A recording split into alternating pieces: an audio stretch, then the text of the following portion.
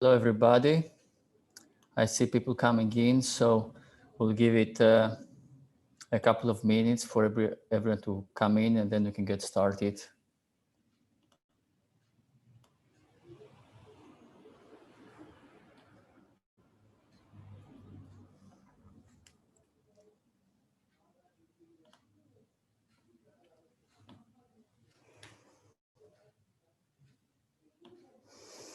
And while I do this, I'll also share my screen.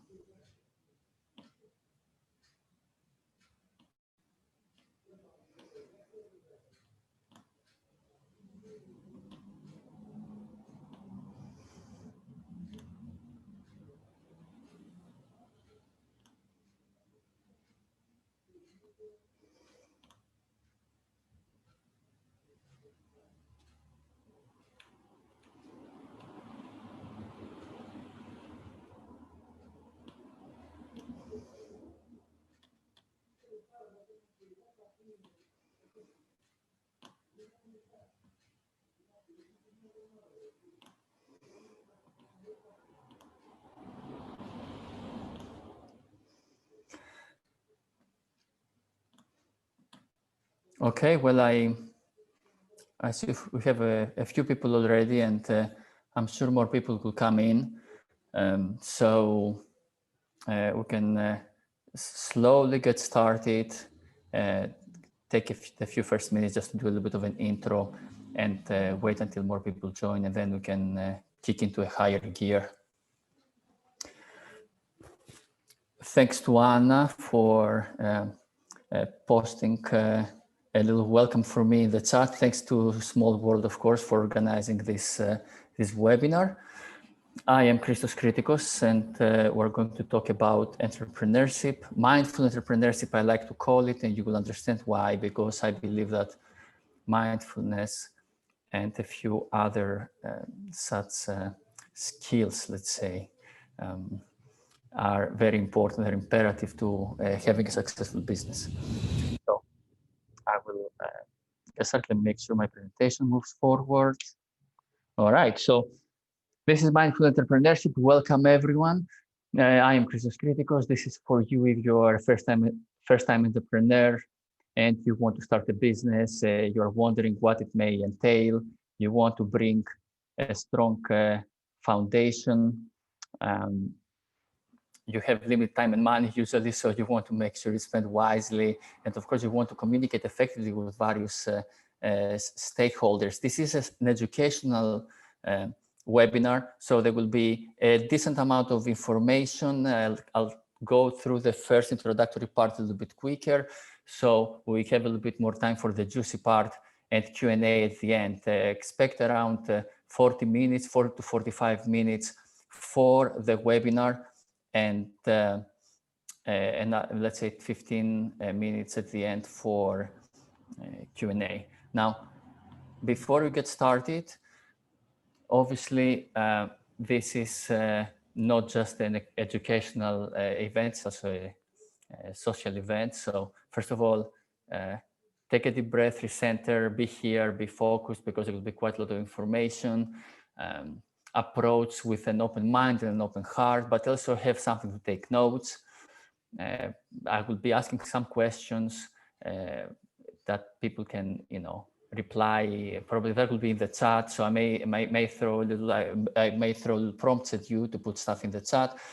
If you have questions, please ask them. Prepare your questions if you haven't done this already, but do ask them in the Q&A window. If you open Zoom, in your Zoom window at the bottom, it says Q&A, so please ask your questions in that window so it's easy for me to track them. Anything else you can put in the chat.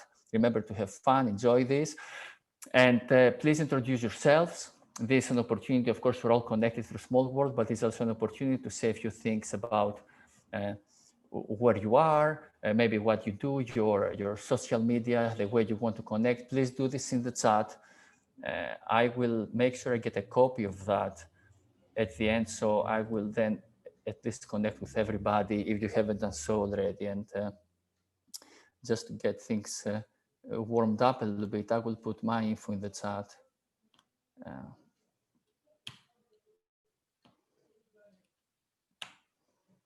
So this is me. I'm Christos Kritikos from Greece, based in New York City. I am a startup coach and mentor, and that's my social media. Like I said, please do post. That would be really great, and connect with everybody. All right. As I already said, I am a coach and mentor for startups. A little bit about me before we get started. I am what someone would say a tech guy. I did my undergrad in Greece in computer science and engineering. Then I did a master's at UCLA in computer engineering, and I've spent more than 20 years in what we could call technology solutions of different kinds, dealing with apps, systems, digital marketing, media, and all that stuff. But also I've been an entrepreneur. Most of my career I've been dealing with small companies, either as a founder, as a co-founder, or as a consultant for executives, usually in small companies, as I said, in tech solutions. However, despite all this tech background, I do have a deep interest in what we would call humanities, society, culture, all that stuff. And I conversed all those in Emerging Humanity that I founded 3 years ago. And I will say a few things about it in the next slide. And like I said, I am a full-time coach, mentor, consultant for early stage startups. Usually I take them from idea all the way to hitting that product market fit and going to what we call Series A for funding. Emerging Humanity is a term that captures the way humanity is evolving in the technology world. There is a lot that is going on nowadays in society, in the world. Technology plays a big part. This is a separate conversation, not for this presentation, but also it's a company that helps entrepreneurs tackle startup chaos, gain traction in the market, and become fundable. I do have a vision to use entrepreneurship as a grassroots catalyst to promote economic development and prosperity, especially in let's say, underprivileged parts of the world or society. Quick outline, we're going to talk a little bit about entrepreneurship basics, then see what are the elements that are required to take an idea and turn it into what we would call a fundable business, and then get a little bit into mindfulness and leadership. A little note here, this presentation I've put together especially for Small World, and that last section about leadership is usually a completely separate course I'm teaching, but I thought it would be really interesting and valuable to include a little bit from that in here. So I think you're going to enjoy it a lot. That's in terms of intro. Like I said, please post questions in the Q&A window, not in the chat. Anything else you can post in the chat. And let's kick it off. So starting a little bit with entrepreneurship basics. The textbook definition is that entrepreneurship is the act of creating a business with the intention, right, to scale it and generate profit.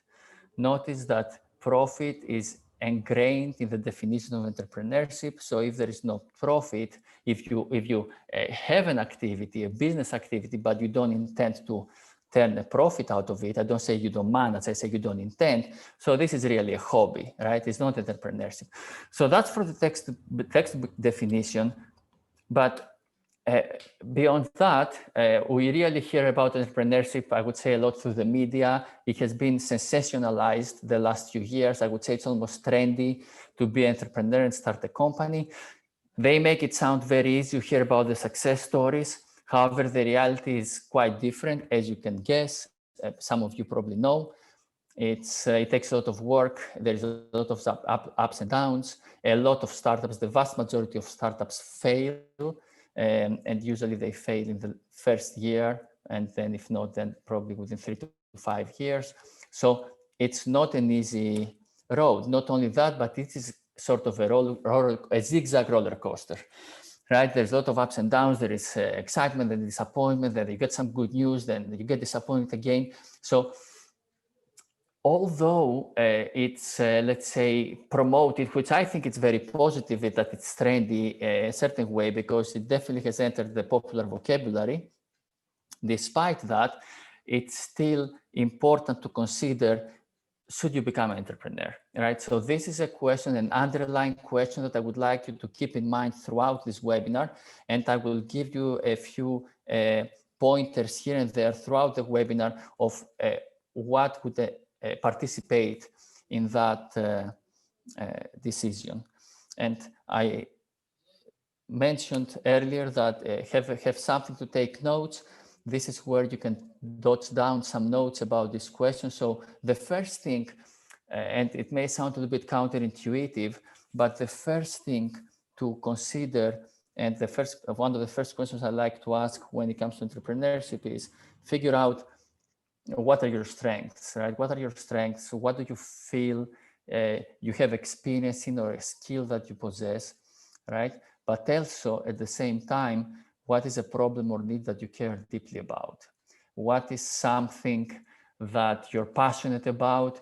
What kind of change would you like to see in the world? What kind of contribution you would like to make?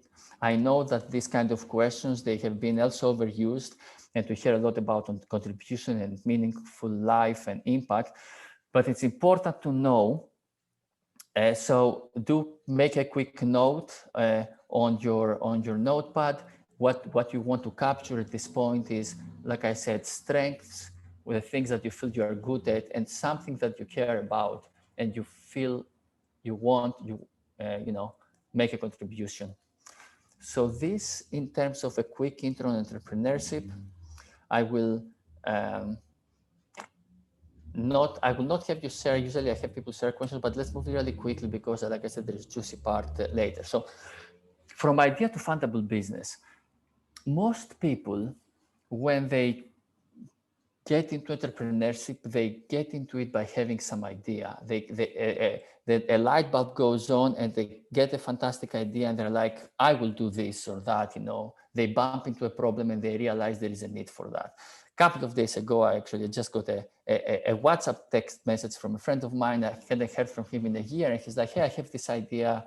Do you think it's possible? So people get ideas like that, they get excited.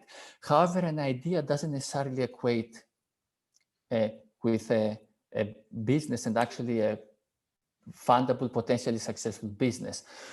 And the key thing to remember here is that having skills or passion or even a piece of technology or something is not the same as running a business. I have a few examples. You can see being a yoga instructor is not the same as running a yoga studio. It's like, I think it sounds kind of obvious. Having a technology is not the same as having a business, right? AI and robotics, they are a fundamental component of self-driving cars, but just having the technology doesn't mean you have a self-driving car. And if you have a self-driving car, that doesn't necessarily mean you have a business around that. So building a business and having a business is not just about having the idea or even a product.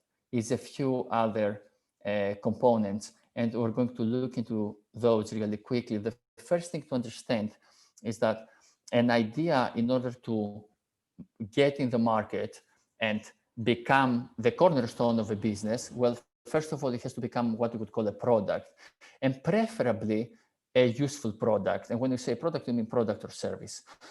So imagine, for instance, to go to that yoga instructor that I mentioned in the previous slide. Imagine you are a yoga instructor, and you think of starting a yoga business. This is great. People, there's people that like yoga and it's a need for it. So it is something seemingly, useful, but is it actually something that there is a huge enough need for it and there is a huge enough interest for it to build a business around? And the first thing is, how can you take your skill, which is you're a yoga instructor, and turn it into something that can be packaged into, let's say, a product? So in this case, the way to do this is you discover a certain audience and with a very specific problem, and you provide a very specific solution to them. So instead of just doing yoga in general, imagine, let's say, that you have a special system that you can do this turbo yoga, let's call it turbo yoga, and in 30 minutes, it recharges you completely. Now that's something quite interesting because, let's say yoga usually takes a little bit longer or, and now imagine that you also have access, or you are thinking you have access to people that they work at offices or they work from home nowadays, and they sit on the computer all day. They don't have a lot of time, but they have the need of a little bit physical movement, physical exercise, and recentering, recharging in the middle of your day. So suddenly, if you can combine the existence of, let's say, these people that they work on their office all day on their desk with a 30-minute program that can recharge them successfully, you see that you can start having a better match between an actual audience and an actual problem and a need. Because these people, they will never do the 1-hour yoga or even the 45-minute yoga, but your 20-30-minute yoga, it's right for them. So basically, if you have this skill or this passion or you're interested in something, the key is to see how can this be packaged into what we could call a useful product or service, right? And there are questions for that, to ask what problem you're solving and for whom. And around these questions, you can start identifying that useful product. There is tools. I mentioned here, you see in the screen, the persona template and the value proposition canvas. There are tools that can be used for that. For the ones that are, are not familiar with those, there is, I'll provide a link at the end on the Emerging Humanity website. There is pages that explain all these tools and how you can use them and all that stuff. There is templates you can download for free, all that nice things. But basically, the main thing to remember, where most people, let's say, skip this phase, and I get this a lot working with a lot of founders that approach me, you have an idea is not enough. Really find who can benefit from your skill, what kind of problem they have, and package your idea specifically for their problem. Package it into a specific solution for that. That now can become a useful product or service. Now, assume you have that, you can move to the next step. I don't see any questions so far in the Q&A. If you do have questions, please post them so I can reply. They can be on specific things that I'm talking about, or they can also be more general. Ideally, the more general questions, let's give them for the Q&A at the end. And if they're specific on something that I'm saying, put it in the Q&A window so I can reply before we move to the next stuff. So, like I said, you now have your useful product. Is this do you have a business? Well, not yet. Because your product, like we said, entrepreneurship is about turning a profit. So to really have a successful business based on your product, the product gets to make money. There must be a way to monetize the product and make money from it. So this means, are people interested enough in your product that would pay money for it? Can you monetize it? And can you find enough of these people to make it worth your time and effort to develop the product, to develop it further? So if you do have a large enough audience and you can monetize them, then what used to be a useful product becomes a potentially money-making product. To continue on the previous example, I live in Manhattan, which unfortunately now it's quite empty these days through the COVID, but let's say pre-COVID, you could go to Midtown where you have all these offices, and guess what? There is hundreds of thousands of people working in these offices, all right? And now all these people, guess what? They sit on a desk and they could benefit from your 20 to 30-minute yoga. So now you have a huge market, and yeah, I mean, they make some good salary. So they would give you $10 or $20 for a 20 or 30-minute yoga. So now, yes, this could probably make some money.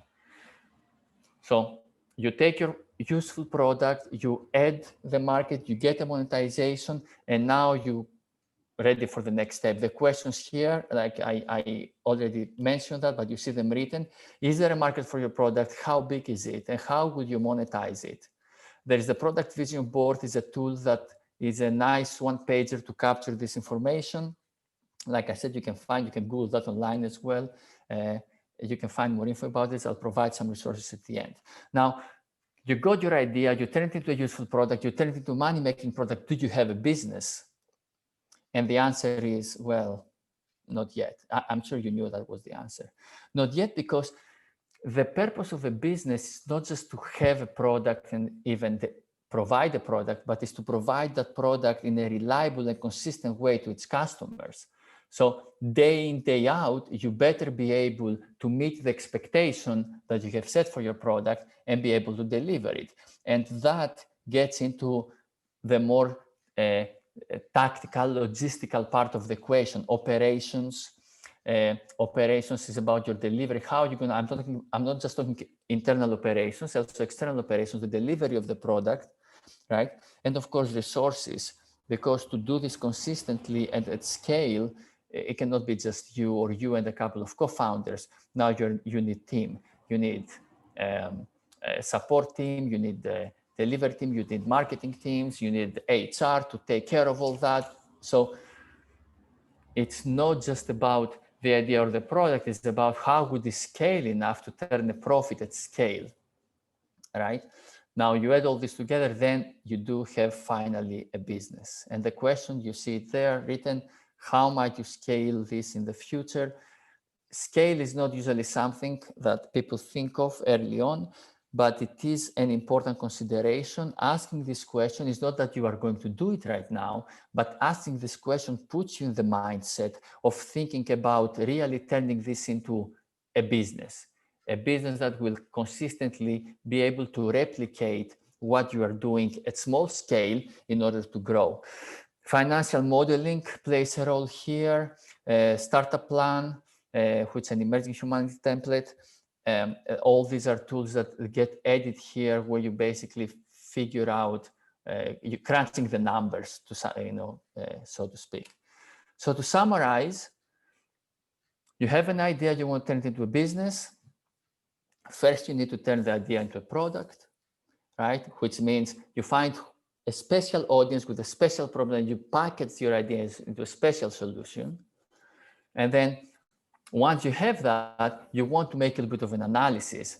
Is there a market? How big is it? Can you make money? And then you get in the operational component, can you do this consistently at a scale? What are you going to need in terms of people or money or tools to make this happen? And then you do have a business, or, well, you have the, let's say, the outline of a business when you have all these components. So the questions that you would ask here is there a problem you care about? Do you have a solution for it? Is there a market, and can you build a business around it? These are the questions to ponder upon and answer. You notice the first one already, I asked this in the previous section, which is the problem you care about. Presumably your skills or your interest or your passion is where you can usually see the problems, and you care about them enough, and you can also see a solution. Now, the reason this is important, and it's even at early stages, is because there is many ways to solve a problem. So let's say that my problem is obesity. The problem I care about and I want to address is obesity in the world, right? Now, to address obesity, there is different ways. One is through better nutrition. The other is, let's say, through exercise. And now, even within these potential approaches to solving a problem, there is different solutions that can be provided. If, let's say, my approach to addressing obesity is through exercise, then I can come up with a mobile app that helps people find personal trainers. Or I can create a system that allows people to exercise at home by themselves, right? If, on the other hand, my approach to solving obesity is through better nutrition, then, for instance, I can have an app that does calorie counting, or you can scan labels at the supermarket and tells you what's in the product. So basically, there is different ways to solve a specific problem. So you remember how I said people usually, they get into entrepreneurship through an idea. That usually means they come up with this potential product idea, and they say, oh yeah, if only there was an app to find fitness bodies, that would be awesome, let's create one. So it's very important to go to the questions I saw before. And actually, let me go back a slide, to go back and ask about the problem. Ask about the problem and ask about how you want to solve it. Ask about the approach to it. Why? Because as you go through these, let's say, different options that exist, you may realize as you consider, is there a market? Can I monetize it? Can I build a business around it? Some of these product ideas may not work out, right? So if you start with an idea and you explore it further, you may see that that doesn't make business sense. But if you are attached to your idea, then what are you going to do? Well, you're kind of stuck. By realizing what is the underlying problem you want to solve, and what is the thing that you care about and what you're passionate about, that allows you to pivot a little bit, right? You can go back and say, well, my great idea about, X may not make sense as a business, but I can go a step up and try to something else in the same, that approach the same way. So it's very important when entering this realm of entrepreneurship, right? You identify, like I said at the beginning, your strengths, you identify what you're passionate about, then you use those to, in some cases, reverse engineer what is the problem you care about. You reverse engineer from some idea you may have, and really then move forward and basically play a game of exploration, what different options exist for you in the market to come up with your idea, turn it into a product, make sure that it will make money, and then move forward to the next step. So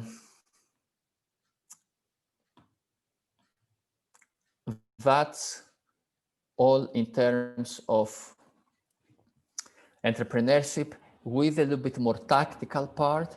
And now I will get a little bit more into the attitude and the mindset and the approach that we get to follow internally to move into entrepreneurship. Again, like I said, if you have any questions, please feel free to ask them. Actually, you know what? Let me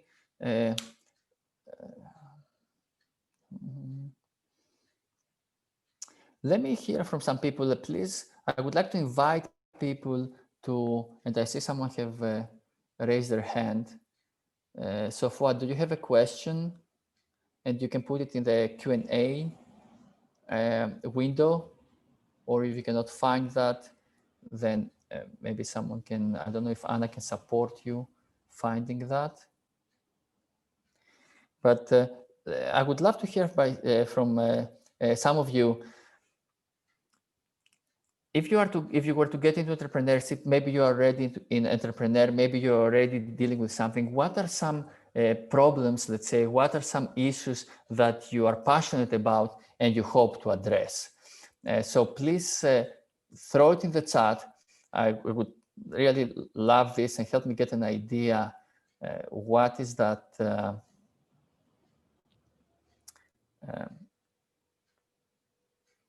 You care about? I see another person. Okay, no. And I will put mine. So for me, the thing I care about, I'm passionate about economic development,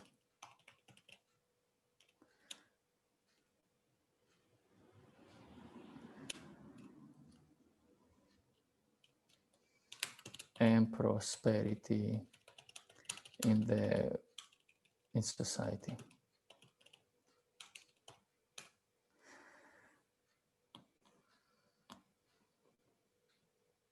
All right, I love it. I have some questions. All right, how do we change the future of human governance? Well, okay, that's quite a large undertaking. The way, you know what, I will, Brian, if you don't mind, let's hold this question to discuss it at the end, because that can actually get into a lot of different areas. Michelle, can you give some tools I can use to help me do some planning for scaling my business? Well, Michelle, to scale your business, presumably if you are ready to scale your business, it means that you are ready in the market, right? And you already see some success. So you are either you already have or you're very close to what we would call a product market fit. I don't know what your business is, but um, whether you are, let's say, a modern technology startup or you're a regular brick and mortar business, you reach a certain point where you can really see that you have clicked with the market, you have clicked with the people.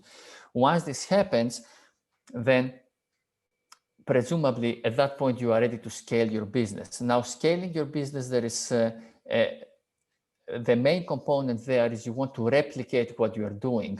So the what we would call the growth phase, it's a lot about operations. The game changes a little bit and becomes a little bit more operational.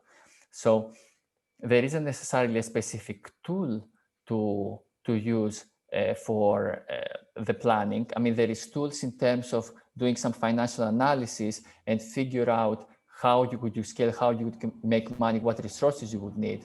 But beyond that, there is not a specific tool that gets to do about this is how you scale the business. It really depends on the case, and it's really about identifying if you want to replicate what you're doing already, what that implies in terms of resources. So if you want to, let's say, double or triple or quadruple your activity or go 10x, is it a linear equation or not? So how much more would you need in terms of creating your product, distributing your product, supporting your customers, etc., etc. So it's more, in that case, I would say almost an numbers game of figuring out what you could need. Vincent is asking, do you feel is the most common breaking point of or lacking element in the startup phase of a business? Well, a lot of businesses, I would say, in most cases, people are a little bit overzealous to move forward with entrepreneurship, and they don't spend enough time in exploring the market, exploring like the questions we just asked, which is basically why I include them in this presentation. They're very important. Can you find the market? Can you build a business around it? And if not, then maybe what you think is a great idea, it's not really a great idea. Other people don't agree with you. So the way to do that, it's there is some methodologies. Design thinking is a very good approach in this phase, which is a way to basically approach problems and potential solutions and distill them into what would make more sense. In its case, the value proposition canvas I mentioned earlier is a nice tool where you can see for your potential audience, for your potential market, what is their pains and their gains, what they really care about. And so as a result, you can create a product that would be successful for them. You know, it would be useful and valuable, and then you can actually enter the market with it. So I would say most cases, people get overly excited with their idea and they don't do enough of the initial homework, because the initial homework, let's face it, is a little bit cumbersome and not very sexy. And so they find themselves getting a hard lesson from the market because they didn't do the homework ahead of time. So this is very common. I see this a lot with early stage startups. Assuming that's not the case and the startup does get a valuable product, then it becomes more a matter of execution. So the team that you put together, the initial founding team, is important. If it's a technology product, then the technology under the hood, it's important for the technology to, be scalable, to be well defined, etc. So there is a lot of consideration, but I would say the most common thing is that not doing the homework early on, and so just basically following an ad hoc approach. Okay, so that's in terms of questions. Let me mark this. Vincent, I I'm not sure if this covered you. And Brian, I'll get back to yours at the end. So let me continue here and talk a little bit about mindfulness. And why do I want to talk about mindfulness? Because as I said, there is the entrepreneurship is a roller coaster, right? Is a long road, is a roller coaster. There's a lot of moving parts in the business, like we explained earlier. You don't just need the idea, you also need the market and the operations and the finances and the resources. There's a lot of things that probably none of us is good at everything, and there's probably parts that each of us would not be very excited to work on. So basically, you're faced with a long roller coaster of doing things that some of them you don't really like doing. So as a result, you get to be fully committed. And fully committed to me means two things. One is like be vision driven. Vision driven is going back to what we said early on. If you have a passion, something you really care about, right?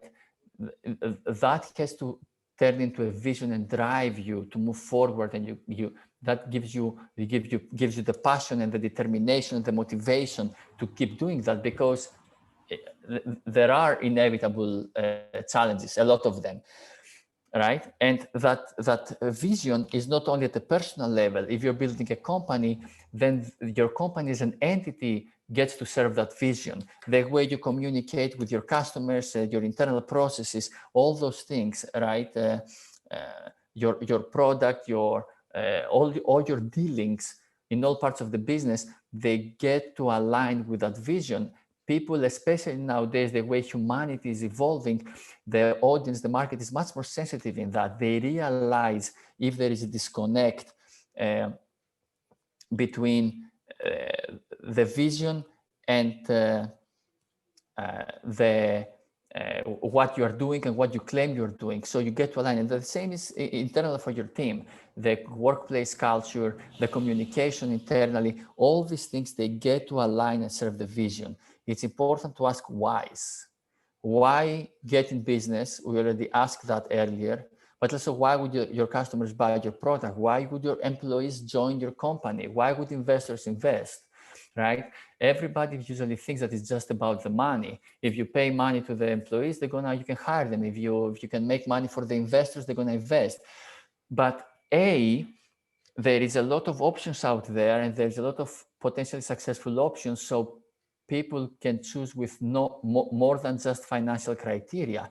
And like I said a minute ago, the way humanity is evolving, non-financial criteria become more and more important. So it's important to be mindful of your own vision and be vigilant about this becoming a fundamental piece of your business. At the same time, there is different reasons to get into entrepreneurship.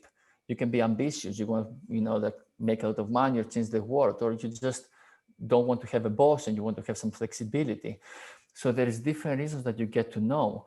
So as you see, there is two separate elements, right? There is a driving force that wants you to make a contribution of some kind, but that doesn't necessarily mean to become an entrepreneur. There is many ways to make contributions, but there is also reasons to really pursue entrepreneurship. So it's important to know all these things. And then once you know these reasons, they can become the let's say guiding light to guide you through, and you have to be very aware of them, and you have to really hold them at a high place where they can move you through the process, right? They can guide you through the process. So there are questions here, and like I said, you can put them down, and actually you can throw some answers in the chat if you want to. Why would you consider entrepreneurship? Is it ambition? Is it flexibility? What would your dream life look like if you were to become an entrepreneur? Like, you want to have an impact, or you just want the flexibility to spend time with your family and kids, or travel the world? So these are questions that is good to answer, right?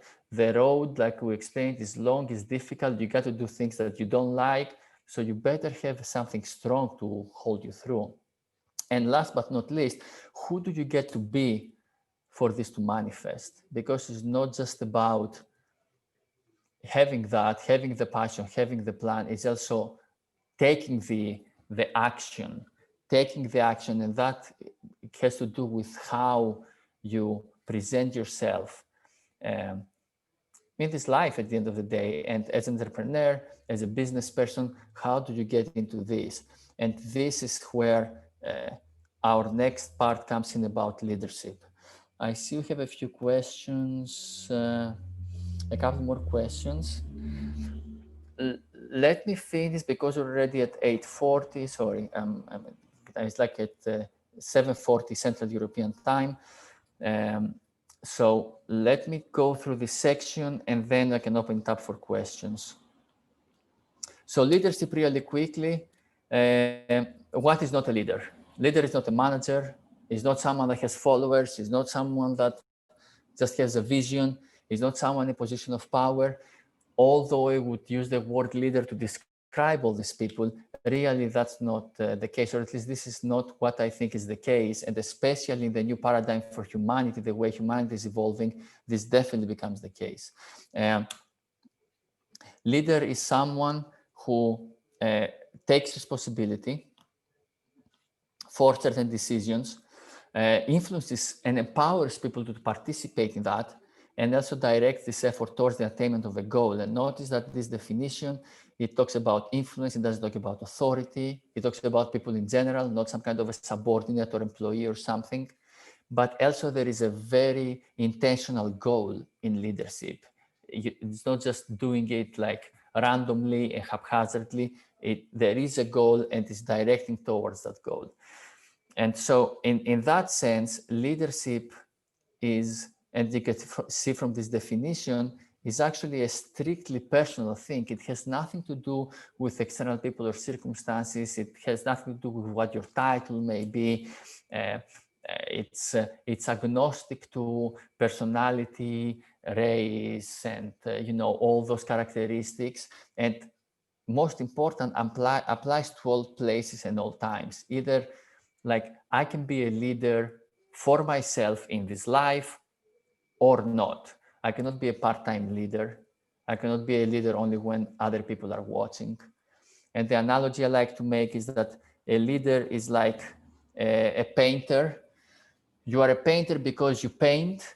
You get into your atelier and you paint there, right? And that makes you a painter. Maybe you're not famous. Maybe you're not recognized by other people, but you are a painter because you do it. Now, life may, hopefully, will give you an opportunity to be recognized as a painter by other people. But first you got to paint. So leadership is the same thing. To be recognized as a leader, you got to act as a leader by yourself without any reason, just because you act as a leader. And then because you act as a leader, life gives you opportunities to show your leadership to other people, and then you can get accepted as a leader by other people. And when we're talking about entrepreneurship, starting a company, there is no structure, there is no system in place. So really your attitude and your behavior and how you stand in life is what makes a big difference for the company. This is a very important slide. I will just go through it really quickly. So we can have some more time for questions. The interesting thing is that this slide, the awareness on this slide goes from bottom to top, but the practice goes from top to bottom. So to be able to practice this and have this attitude of leadership throughout your life, in your company, whatever you do, you need the foundation, right? You get to have the foundation: physical, mental, spiritual health, a daily routine that supports those. You can hear from a lot of successful people about getting up like at crazy times in the morning, following a specific routine. There is a reason for that. And that foundation helps you maintain the mindset that you are the author of your life. You can fight ego and face fears. And that allows you to go into committed action. Because what happens usually, to connect it to the very beginning really quickly, you have some idea, you have some passion, you want to start a business, you want to do something, you have these goals, right? You you want to move forward with that, but then there's a problem at home, you fight with your partner, there is something bad happens in that roller coaster, and your plan goes out of the window. And to be able to maintain your resolve and your vigor and your determination through those ups and downs, to be able to act aligned with your commitment, you got to have the mindset. And to have the mindset, you need the practice. So usually people realize they need the mindset and the practice because they bump into problems. So the awareness of this goes from bottom to top, but the practice of it goes top to bottom. So leadership essentially becomes, let's say, the attitude that maintains this mindfulness and maintains this awareness throughout your activities and helps you remain committed to your goal. And the same thing that applies for the person applies to a company, of course. Right? The company is an entity, it needs a vision, it needs a value, strong foundation, and the same has to happen in the team. Set the expectations in the team. Questions to ask here, and this again may seem counterintuitive, when it comes to starting a business, what are the biggest challenges or fears or frustrations you're facing? Because these are the things that will get in your way, and these are the things you are asked to surpass. Our personal boundaries and getting in our own way is a major, major obstacle in succeeding in most things we do, especially in business. So it's good to know what is your dark side. Become familiar with your dark side and make sure it stays out of the way as much as possible. So that's it in terms of presentation. Quick conclusion is what I said just now, a couple of minutes ago. First of all, anyone can become an entrepreneur, but not everyone may want to. And like I said, you have you identify your skills and your passion, and you have a vision, and you have your reasons for doing that. But what you are asked to do is to build a real business, which is the solution and the market and the operations and the resources. And mindfulness and leadership are the catalyst to help you through this path and help you move forward. So I hope that this makes sense. It's a lot of separate pieces, a lot of moving pieces, like a business, a lot of moving pieces, but I hope it makes sense. Next steps really quickly. Sorry. First of all, get informed. Read, get informed. There is, if you go to the Emerging Humanity website, there's a lot of resources. There is methodology, building a business, but also books, articles, this webinar, networking events. Get educated by people, talk to people, ask them about entrepreneurship, see if it's right for you, and based on where you are, what would be next.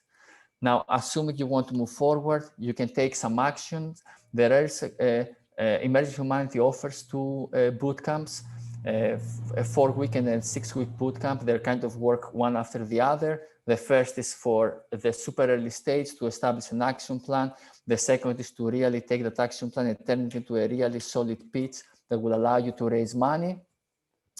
And as you can see here, there is 10 weeks of actually 4 and 6 weeks. There are 2 separate boot camps. Each boot camp has weekly live sessions with me. There is guidelines and handbook and resources and templates. So really it's guiding you through the process to get to that initial plan and get to this solid deck.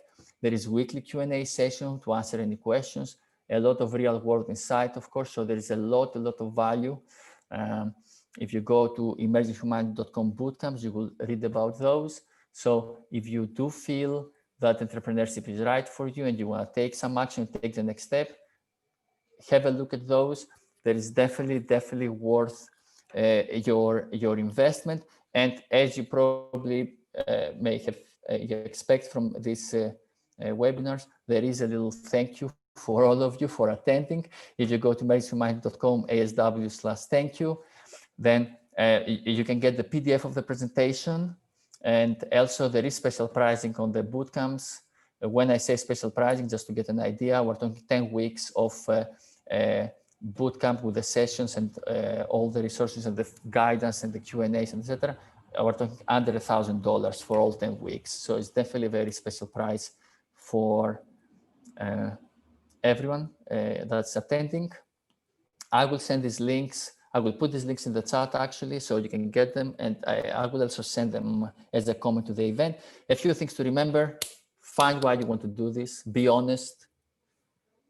Stick to your vision. Remember, not your specific solution or idea. Stick to the vision. Be committed, but also don't take life too seriously, because it's gonna be a roller coaster, like I said. So stay positive and excited. A few resources here.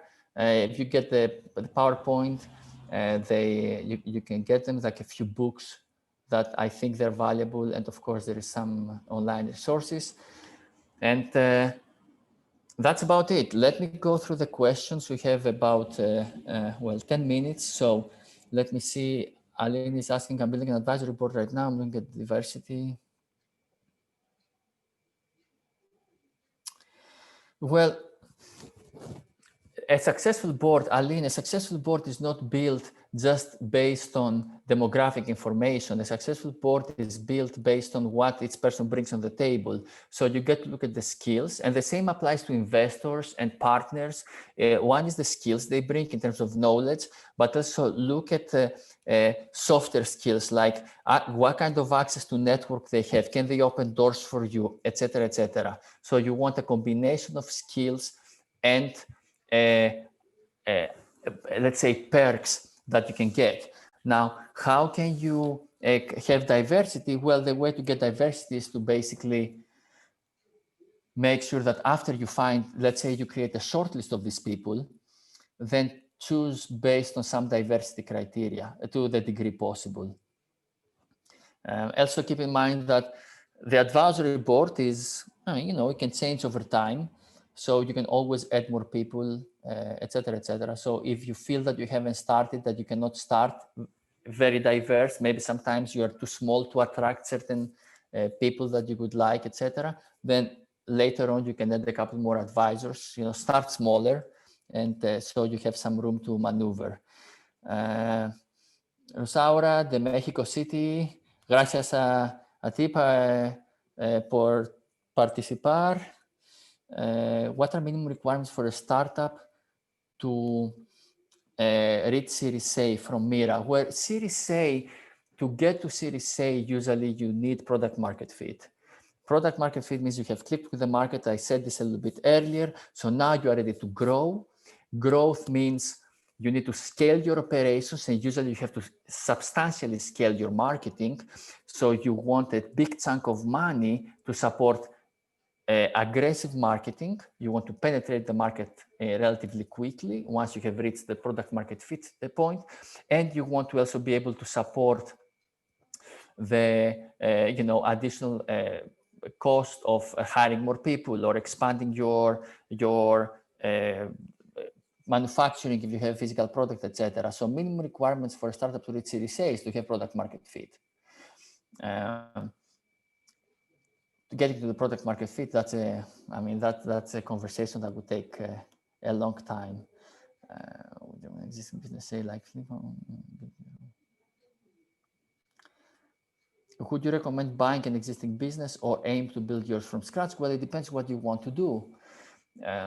If that goes back to knowing your reasons, why you want to do that, and also self-awareness about your strengths and your weaknesses, and what, like, some people want to have this sense of creation from scratch. Some people, they don't care. I will make a little bit kind of a far-fetched analogy, but because building a business is like almost like it's your baby. So it's like, do you want to adopt a 3 or 4 year old, which it's a valid proposition, or would you like to go through the experience of parenthood from scratch? It's the same thing with the business. So you get to know your reasons, and based on those, move forward. I assume you're talking that you're not a big company, you want to enter a space, and instead of building your own product in a space, you can just buy an existing company. I assume you are talking, you are a small business. I think I have covered all questions. And I don't know if there are follow-ups. Let me go back really quickly to future of human governance. Well, future of human governance, so to go back to this, let me post this really quickly. Find that slide with the problem. So in this slide here, where is it? In this slide, human governance is like poor human governance is the problem that you want to address. And there are different approaches for it. Like what does human governance, what does it depend on, and what does it affect it? Well, the system may be corrupt. People may have their own priorities. Education is a big issue. So when we're talking human governance, there is a lot of approaches for that. You got to decide how, I think these big scale problems of humanity, they cannot be addressed with just one approach. You need a combination of approaches. So find the approach that speaks to you, find what you are most passionate about, but also in this case, find other people that would be approaching the same problem from a different area, and do a joint, I don't say you could be in the same company together, but create synergies with other people that address the same, that address other aspects of the same problem. This kind of big society, humanity issues, I mean, obviously they need a coordinated, multi-pronged approach. So that would be my answer. Let me put this in the chat group. This is the link where you can go and get, like, you put your email, you'll receive the presentation and the special pricing for the boot camps. I've got a couple more minutes. I don't know if anybody else has something else. Thank you all for joining. Thank you to SMALLWORLD for organizing this. Like I said, I'm very passionate about entrepreneurship as a catalyst for economic development and prosperity. I think there is a lot we can do by helping people build businesses and create activity, business activity, financial activity for their community. I hope you found it useful. Anna said that there will be some kind of a feedback thing. So feel free to send it, reach out to me directly through SMALLWORLD. I mean, we're all connected. And have a great day, great evening, wherever you are. And thank you so much. Hopefully I'll see you in the next one.